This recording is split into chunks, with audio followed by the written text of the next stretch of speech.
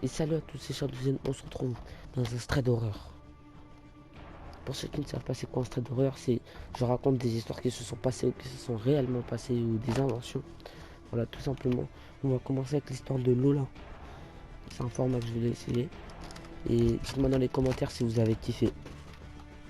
Alors, l'histoire de Lola. Tout a commencé, je rappelle juste que Lola raconte cette histoire quand elle avait 20 ans. Et cette histoire s'est passée à ses 13 ans. Alors, attendez une seconde. Alors, tout a commencé vendredi soir. Lola était seule à la maison sans ses parents. Ses parents étaient partis se promener. Elle avait refusé d'y aller car elle avait passé une journée très fatigante. Elle dit qu'elle n'aurait jamais dû refuser. Il était environ 17h15 quand elle a commencé à entendre des sifflements par sa fenêtre. Au début, Lola s'en foutait, elle ne disait rien. Ça l'inquiétait pas plus que ça. Mais au bout de 5 minutes d'affilée, les sifflements continuaient. Ça a commencé à agacer Lola. Lola alla à sa fenêtre en ouvrant son volet et personne dehors. Les sifflements sont arrêtés. Elle referme son volet. Elle entend une petite voix glaçante et terrifiante derrière elle qui dit « Toi là !» Elle rappelle bien qu'elle a 13 ans quand cette histoire se passe. Donc, elle sait plus quoi faire. Elle savait pas se défendre s'il y a un danger. Lola, ne savant pas quoi faire, se jeta sur sa trousse et prenant un ciseau d'école. Le pire, c'est qu'elle dit bien que ça l'a mis entre 1 et 2 minutes pour aller jusqu'à sa trousse et chercher son ciseau.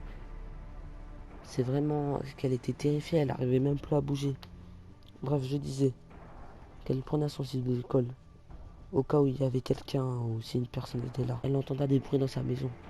Elle demanda à sa mère, elle appela sa mère au téléphone pour lui demander si elle était rentrée, puis est ressortie.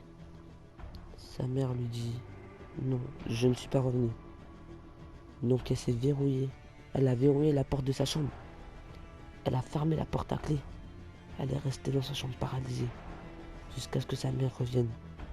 En rentrant, elle n'a rien dit à sa mère. Elle était tellement sous le choc que elle pouvait plus parler, elle pouvait plus bouger. Moi, ça aurait été moi, gros, je t'aurais dit, j'aurais sauté par la fenêtre et j'aurais couru. Bon, après, dans les situations comme ça, on parle, mais si ça nous arrive vraiment, on sait pas comment réagir. Donc je reprends.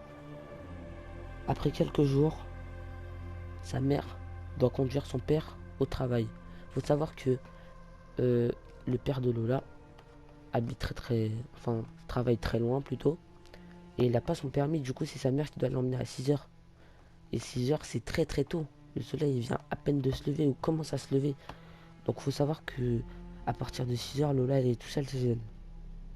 Et c'est à ce moment-là que